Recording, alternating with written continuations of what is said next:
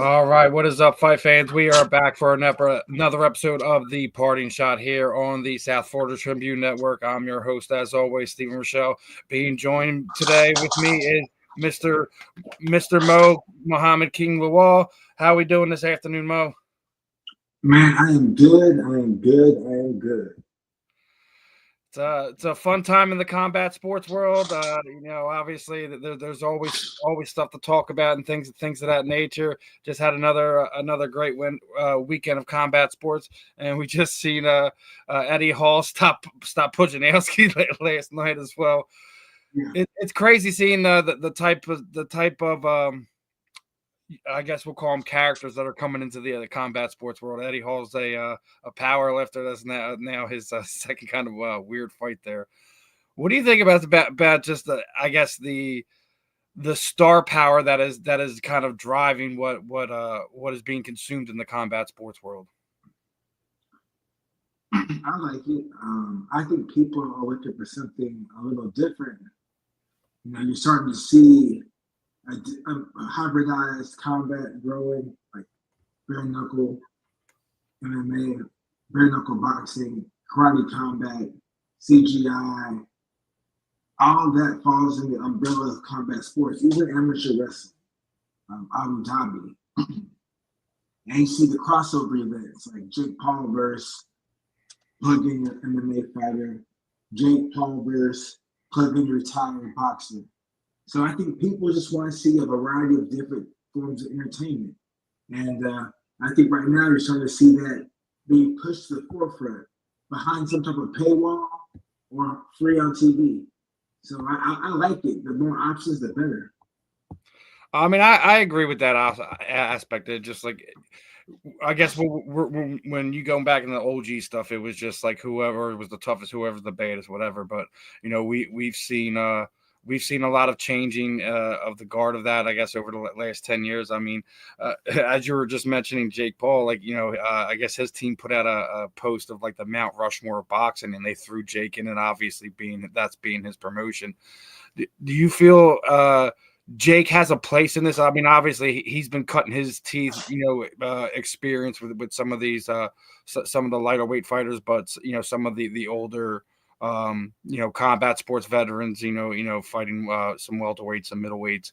Do you think we're ever going to see Jake fight his somebody like in his weight class, in his age range? Only if that person is a bigger name. There are talks of him fighting Gervonta Davis later this year if Gervonta gets past Lamont Roach. He's fighting Chavez Jr. That's a good one. I think that if Chavez Jr. shows up healthy and in shape mentally and physically, I think that he should win. We saw Jake Paul lose to Tommy Fury, right? Tommy Fury is a boxer, but more by name than by habit and by lifestyle. More by name because of his last name. But he dedicated himself to boxing for a few camps and then went on to defeat Jake Paul. So that says something in itself. Jake Paul has a ceiling. Jake Paul is learning. I think that with the right matchups and if he pays off the right promotions, I mean, not promotions, but the right governing bodies, he could get a title shot. But I think right now, what we're seeing him do is he's just doing it for the entertainment. Yes, he has title aspirations, but I think that, I think more than anything, by his actions, you see him going there more entertainment route than title route.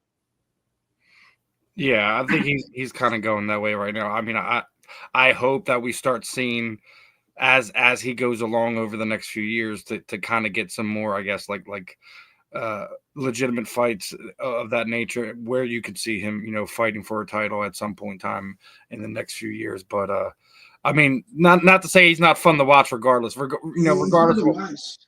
He's fun to watch, but he's so far behind. If you were to get a talented amateur from the amateur ranks, they beat him right now. So like to say that he would go on, he's a cruiserweight, right? He's a cruiserweight. To Yeah. say, I couldn't see him beating Gilberto. If Benavidez would move up, he could beat Benavidez. There's no way he'd beating Giant Pataya. There's no way in hell he's beating Giant Pataya. No way. He can't beat Robert Safar. He ain't beating Kovalev. I'm naming guys that, now, if he had the right matchups and if there were to be a champion that had been out for a while and he would pay the governing body off, maybe the WBA, maybe he'd pay them off. He could possibly get a late title shot, but in a sense, like people slip it out because like he hasn't put forth the body of work to garner himself a title shot. I wholeheartedly agree, and even like you've seen guys like newly signed BKFC fighter Kenzie Morrison's been calling him out for almost 3 years now. Like that would have been a fight for him to kind of entertain before Kenzie signed with Bare Knuckle earlier this year. So it's one of these things where he had some of those opportunities that they either don't want it, don't feel like it's a big enough draw or pull or whatever. I thought Kenzie Morrison would have been a perfect style of fight for him. And he has a name, things of that nature. Go ahead. Yeah, he does, but at the same time, to the casual person, to the casual fan that doesn't know much about boxing, they would say Kenzie Morrison. We don't like that name. Fight. They say ask for a fight like a Terrence Crawford, some unrealistic name, because the average person doesn't understand how things work and how things move in the world of combat sports in general. So like. Whatever Jake Paul were to do, it would never be good enough. Yeah, and that's just coming from just me thinking as a fan, because the fans are rabid. So I agree. I don't think there's anything he can do at this point in time. He's put himself in that mold, and it doesn't matter what he does. There's just going to be a vast majority of people and just be like they're gonna well, he did it this way, he did it that way. He has an impossible mountain to climb when it comes to winning over the vast majority. Thank God he's got Amanda Serrano in his corner to kind of lend him some legitimacy. Yeah, regardless, for him to garner more legitimacy, which he has because he's been in the sport for years, to the casual eyes, he's going to have to fight a name that people recognize, and that would never be sanctioned at the moment. So I don't know if you've seen this. Did you seen that former Philadelphia Sixer Michael Carter Williams is actually going to be making his boxing debut before the end of the year? Nah, but basketball players have a good track record in the sport of boxing, so I'm pretty sure he'll be successful. I think it's. I mean, obviously, I'm the Philadelphia guy. Haven't seen Michael Carter Williams in the NBA over the last few years. He retired, but hearing that he just popped up now, going to be making his debut within the next few months, I think that's interesting. Like, I think it's interesting. You see a lot of some of these other stars kind of flipping over to other sports. I mean, we've seen former NFL players hop in the boxing ring as well. We've seen Frank Gore and things of that nature. So it's interesting to see if some of these guys can at least be moderately competitive. Obviously it's going to take a really special athlete to be able to kind of compete there at a high level because of the having to catch up a lot of ground, being as you were a professional in another sport, regardless 5-10 years, whatever. But it's interesting to see. Yeah, I agree. Now, I want to get your thoughts on this. The whole GFL thing has been kind of blowing up over the last few weeks. Alan Belcher's made his comments on it. The whole GFL situation with the events being canceled, but some of the comments after the fact that they're reaching out to some of these guys trying to get them to fight for nothing and things of that nature, like putting like, oh, we'll give you equity in the company and things of that nature. What are your thoughts on this whole thing? It looks like it's been a mess from the get-go. I just want to get your thoughts on this because it's. We know the combat sports world's pretty wild at times, but this is probably the wildest thing I've heard from a promoter since I've been covering this sport. Well, I think that they have a great concept, which it had been done already. The AFL. the International Fight League.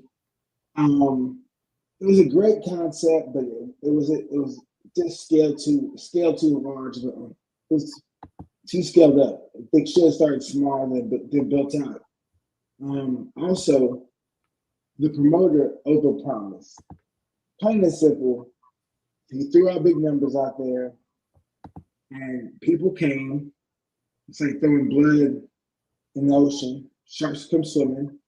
When the sharks came, they signed, thinking they had a deal, and the deal was pretty much, fraudulent. Not fraudulent in a sense, not purposely, but like when you overpromise, it ends up being fraudulent in a sense.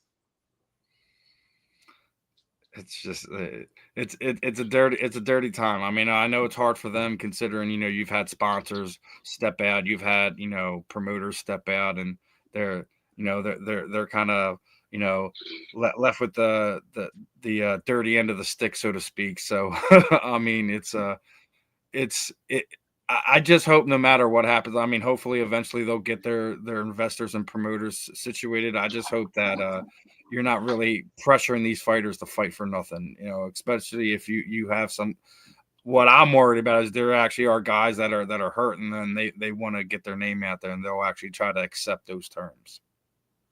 I'm not concerned because from what I've seen, most of the people in the GFL, if not all, have somewhat of a name, they have some experience, and they have some type of representation that would steer them the right way.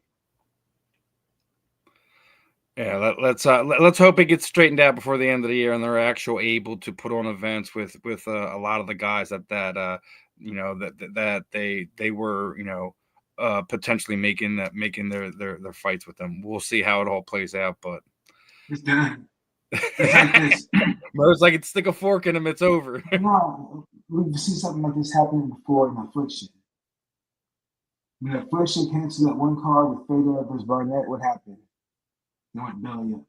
Whenever you see a promotion that's not established canceling cards, that's a death sentence. That means this time's running out. If the UFC cancel a card, okay, because they reschedule it. GFL canceled cards and had them tentatively rescheduled. So tentatively, it's not tangible. Truly, a concrete date is tangible. It's concrete. And right now, they're offering contracts to people to fight for maybe some equity in something that people might buy. Something that people might purchase to tune in to watch, which I don't see. So I'm thinking that they know the writing's on the wall, the fighters know the writing is on the wall, and RIP to GFL. It's over. Yeah. So ends another promotion. But it was a promotion through concept. In my opinion, a promotion has to throw an event. The draft wasn't an event. It was a spectacle because it was predetermined, and like the whole AI Star Trek suit was obviously, that means that they flew people out there to do the motions for the AI. So they had everything in mind. It's all predetermined. They knew who they were going to sign. And maybe they just overpromised. Yeah, but I know you're also a big wrestling fan.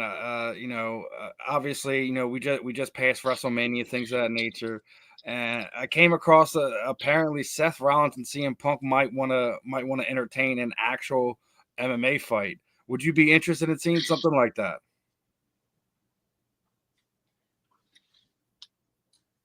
Nah, I'm good.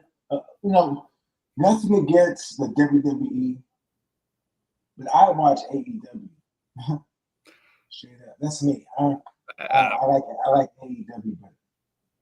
Hey, listen, we all have our own flavor of ice cream, thing of that nature. We when it comes to combat sports and wrestling, listen, we all have our promotions that we like to tune in, our our fighters or our athletes we like to watch. Are we ever gonna see you back in there for wrestling? I know you were rumored for one time to kind of getting in there. Is that something you're still entertaining, or is that time coming past? Me and my friend Ryan Quinn, a former MMA fighter from Bellator, my former colleague in the American Top Team, we have some things in the works that we're thinking about trying to do our own type of thing down here in South Florida. So it's going to be blood sport meets pro wrestling meets an MMA organization. So it's gonna be good. It'll be good. I'm intrigued, my friend. I'm intrigued. I want to hear more about that. Definitely let us know as more of that stuff comes together. I would love to see how that works out for you. All right, definitely. Now you've also been involved in movies and stuff like that. Have you seen the new Havoc thing with Michelle Waterson? No, actually, I haven't been involved in any movies. Like I'm honestly like when it comes to movies, I don't watch combat movies. I like documentaries more. And when it comes to combat sports, like I've been I lived it. So it's hard for me to watch a fictional or some type of like when you're in combat sports, it's like letting a boxer tell a boxer to go watch Rocky. Or hey, if you want to watch a good MMA documentary, go watch Paul Blart Mall Cop. That's a good one. Like it's so so dramatic and everything's MMA isn't so scripted. The fight choreography in MMA, if it looks so clean, it's not clean because a fight's a fight. A fight's never clean. There are punches that are thrown, they're so ugly. There's punches that land, they're ugly, they're clean. And there's some beautiful punches that miss. But in a movie, all the action looks so clean. It looks like the Matrix, and it looks unrealistic. So I can't watch that. I rather see the hardcore underground, up close and personal, or some type of clean documentary. If I'm gonna watch a movie, it has to be some type of fantasy, over the top, vampire meets werewolves, animation. I'm into stuff like that. Except it's not real. I like to watch the unreal, the fantasy. That's what I prefer. Ain't nothing wrong with that, my friend. So it's safe to say you're going to stay away from that brawler movie that the UFC's doing with Zack Snyder too. You know what? Like, no, I'm not going to watch that. But I hope it's great. Because like I like for people to watch anything and everything they enjoy. Listen, I hope it's a good movie, but it's one of those things where we've seen enough of them already, and it's like, all right, what different thing are you going to show us? Because we've already seen over the past 10 years, they try to make all kinds of different kind of MMA movies. We've seen The Warrior. We've seen, Never Back Down was absolutely horrendous as far as like when you're looking at the action in that movie. But like, even Kevin James' Goofy Here Comes the Boom, which was even goofier. Like, my bad. I said Mall Cop. Here Comes the Boom. My bad. Like, for sports movies, like Diggs Time, great movie. That was a good one, yeah. Shaolin Soccer, great movie. Let me think. There's anything that's over the top, like Dodgeball, great movie. Waterboy, great movie. Things that aren't real. Like things that are fantasy, like those are good movies because like, they're not real. Like, everything else that's somewhat real, predictable. Usually they're feel-good movies. Yeah. You never see on movies about losers.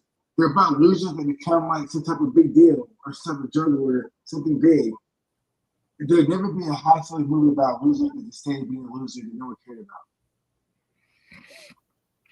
Now, you said what you said on the movie side. Let me go into some recent stuff. Are you a football fan? The draft was just ended yesterday. Do you care about any of that? You know what? I don't watch football. I'm so out of football. Like the Super Bowl, I just watch the halftime. That's it. I might watch a few plays, but to me, football, team sports are so slow to me. I'm more about individual contests like track and field. I watch that, especially the U.S. championships, the world top championships happening. Boxing, of course, kickboxing, MMA, wrestling, pro wrestling. I just like the contest, I like one-on-one contests or tag team contests. Only reason I was asking is Dustin Poirier announced the Saints picked it over the weekend. So I've seen it. That's great. So he was down there involved with that, and obviously the news just came out. Dustin's retirement fight, as him and Max are going to lock up for a third time. Are you excited for Dustin's send off there?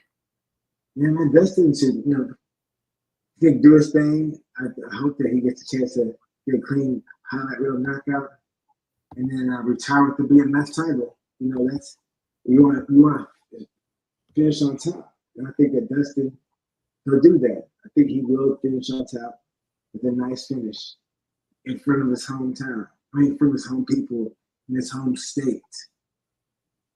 I'm really looking forward to it. Dustin's one of the OGs. I mean, you're talking about documentaries and things like that. I mean, his documentary was the first big one that I watched of in the combat sports world. So I definitely got love and respect for Dustin. I hope he gets it done and has his hand raised when everything's said and done when that fight comes to an end. He will. He'll win. He's a winner. Then I want to ask you this one. I came across a goofy post, Luke Thomas was seeing a guy was covering a regional fight. Guys still sitting there in his shorts and in his wraps, taking a shot at the bar. He's like, what, MMA scene is wild. I mean, have you ever had a wild encounter, like cornering a guy at a regional MMA event or even something you ever encountered? No. I've seen fights break out. Yeah. I've seen bad decisions, but nothing too crazy at all. Especially, California, the regional scenes there. The California Commission does not play. They're solid. As well as in Florida. Texas can be spotty in some areas, but right now Texas is cleaning up. So I've had the luxury of being in places where I haven't seen anything too crazy or out of place. Craziest thing I was at an Art of War promotion fight here in Philadelphia, and a guy was coming out throwing money and whatever, and he threw it was fake money, but he was just throwing money around and throws it at the team of the guys he was fighting. Literally a whole melee ensues. People who were in the back had to get shoved back into the locker room and stuff like that. That was probably the craziest thing I came across in the 10 plus years I've been covering combat sports. A fight that big, huh? Dude, all right, me and my kids are in the back, right? So he's walking out and goes up the ramp that goes to the ring, and he's just throwing the money around. And next thing you know, I guess he had a handful of it and just throws it at the other team's kind of area. And next thing you know, they're jumping onto the catwalk trying to rip him down. Security comes in, starts pushing everybody out of the way. It was like, was this at 2300? No, it wasn't at 2300. No, I was gonna say because that'd be crazy. At 2300, man, yeah, I don't even think Art of War's ever been there, but I think it was like upstate PA, not in Philadelphia, but yeah. Okay. If it probably would have never happened if it was at 2300 because there's just no room to do it in something like that.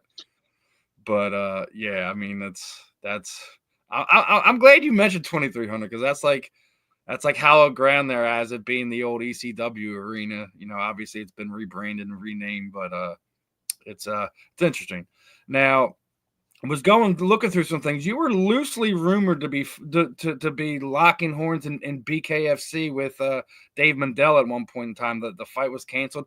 Are you ever going to get back in there? I know you've retired for some time and things of that nature, but are you thinking about doing bare knuckle or is that time come and going too? It's time. It's coming and going. I started training again and I started feeling great. And then, I was feeling good moving around, hitting the pads, hitting the bag, sparring a little bit. And then one day I came in, was working out, and I fainted. And fainted twice, and I realized like I just work out. Just work out, stay healthy. That's it. And that's what we'll do. Just stay in shape, work out, and that's it. There's no need wrong with that, brother. Ain't nothing wrong with I that. yeah. Your health is Yeah. worth more than whatever check they would cut you to walk down there and try to do it one more time, man. Exactly. That's what I was thinking. Cause I'm like, you know what? Like, I'm not gonna risk anything to. I'm like, I'm good. Like, I'll probably getting cut, going getting stitches. Cause it's bare knuckle. I hate needles and I hate stitches. And I hate getting stitched up. And I was like, you know what? Me fainting like that might have been a sign. So it might have been, brother. Like, it's one of those things. Like I tell all these people, because if you look what bare knuckle isn't something that I think you could have a really long career, especially if that's where you're starting out at. I don't think that's something that you have for longevity, but if you look, bare knuckles has been kind of kicking UFC in the teeth as far as popularity growing and things of that nature over the last few years. Viewership and stuff. Like, you look at where the UFC was, 5-10 years ago, that no one would want to miss a single card that the UFC puts out. But now you're looking at how things changed over the last 5 years. It's kind of seems like the torch as far as the overwhelming popularity is starting to lean towards where you see what's going on in the bare knuckle boxing world. Well, I mean, 5 2-minute rounds. Punching, there's no jiu-jitsu. MMA, the rounds are 5 minutes long, which tend to be long. 3 5-minute rounds, where in bare knuckle you have 2-minute rounds, 5 of those, and quite possibly in overtime. The pace is faster. There's no roll in action. It's kind of hard to run. And everybody can relate to a fist fight. Everybody can relate to a fist fight. Not jiu-jitsu, not hip kicks, not knees, elbows, but a fist fight, you see them everywhere. All cultures, all demographics, all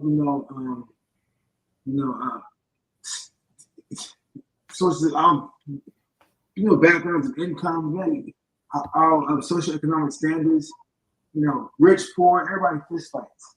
You see them everywhere.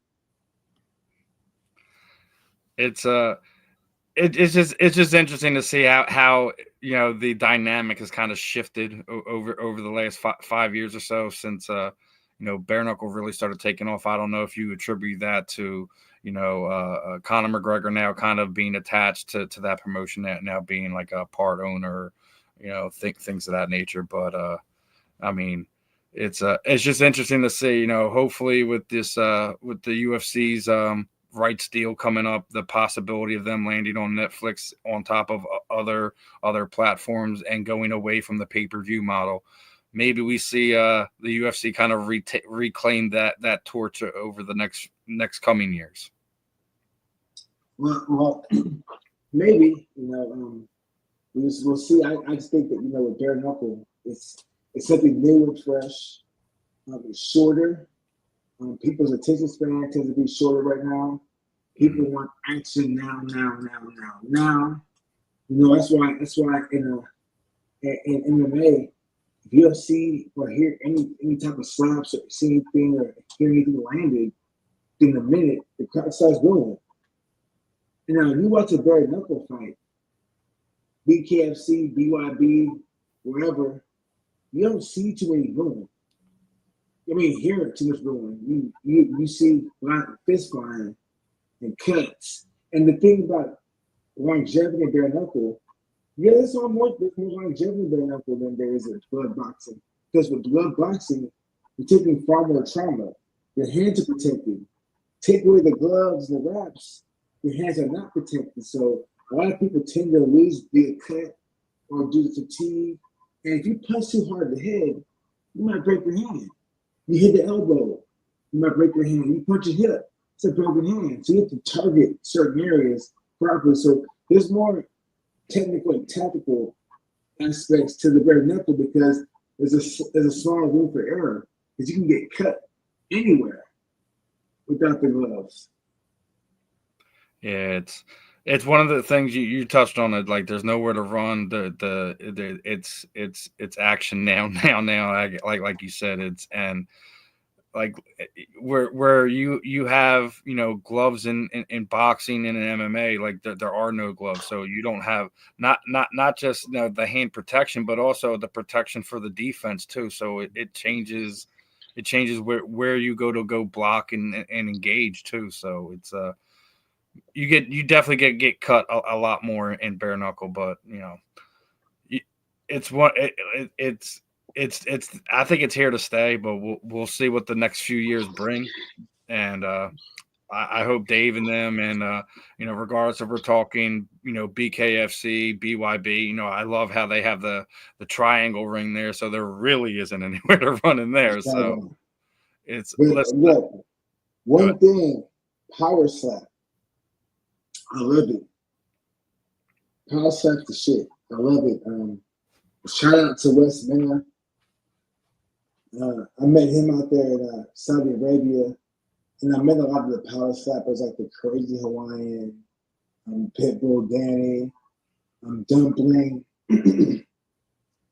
Vern.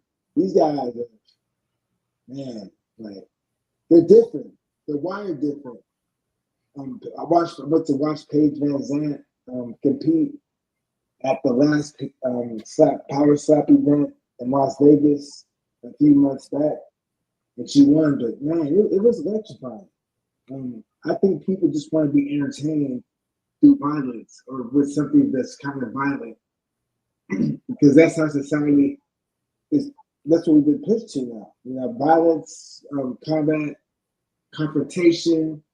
That's what people like. You see it in reality TV. You saw it in Jerry Springer. Just fighting in general. People love it. And now that it's done in a contest on TV in a bigger platform, and there are other forms other than just boxing, kickboxing. You have MMA, you have bare knuckle, you have power slap, you have the kick music, the kick thing they do when you take the leg kicks.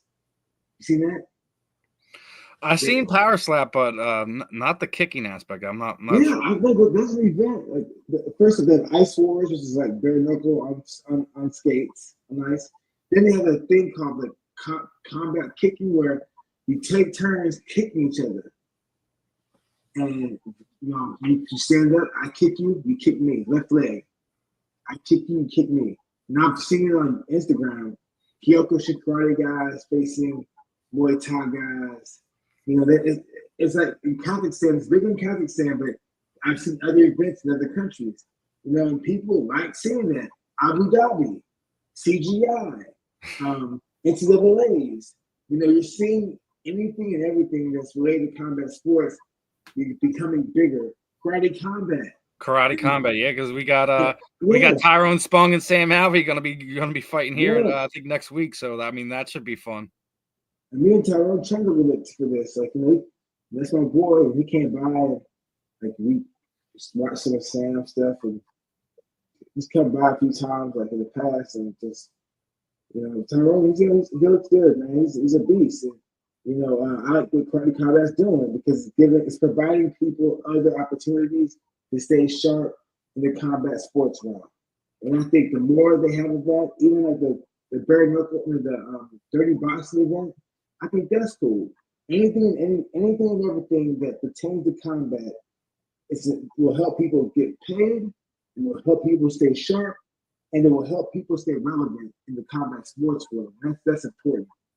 Yeah, yeah, all of it. Karate combat. Like I said, I love to see all these avenues. As you were just mentioned, Mike Perry's Dirty Boxing. They're about to have their second event putting on as well. It's like, listen, the more we get, the better when it comes to the exposure to keeping these guys sharp and active, things of that nature. Like, listen, I think I'm all for it. Like, I'm glad that we're starting to see a lot more combat sports, being consumed. I mean, where we were 10, 15 years ago, it was like, the UFC or Strikeforce, and that was it. And, Bellator was there for a little bit.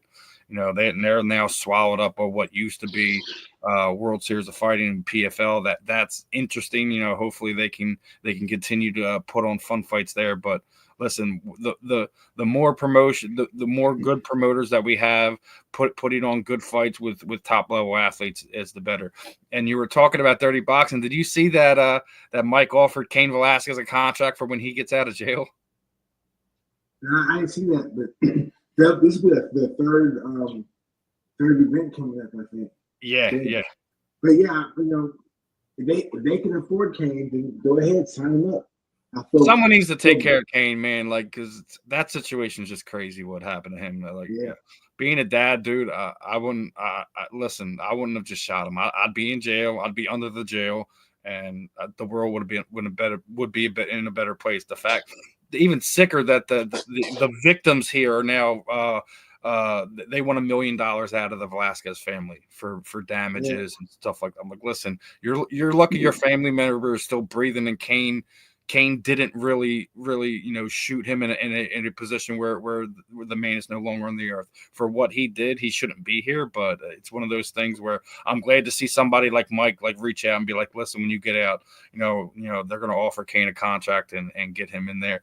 Cain's also been getting more involved in the wrestling world as well. Before the trial and everything he was doing a lot more wrestling stuff. So, maybe that's something we see him involved in, a little bit of everything. I just think keep his mind busy and not have him worried about that would be the best thing for him when he gets out. Yeah. But already past the 30-minute mark. I didn't even know we were still going that far. Before I get ready to wrap this up, Mo, I know, you're not no longer actively competing, but looking on your socials, you are actively trying to educate the combat sports world of people coming up, putting videos together and stuff like that. How often are you in the gym now? I mean, obviously I see you're rehydrating as we're here on air, got the big old bottle of water. How often are you in the gym now, even though you're not in active competition, man? I'm always doing something. I'm always working out somehow, some way. I'm always active. I'm in shape, just not in tip-top fight shape. Don't need to be. I just need to be healthy and have a low resting heart rate and be somewhat strong, somewhat shape, have a good core stability, and that's how I'm focusing on. So I'm in the gym. I'm at the gym every day besides Sunday and Saturday. Depends on who's training. Because right now, Saturdays are kind of, now that everyone's spot, it's been kind of slow in the gym. But once things pick up come summertime, then Saturday will be heavy again. Now, are we doing more MMA stuff or more wrestling stuff as you go along? I do everything as far as I just for me, just for in general, just cosmetics.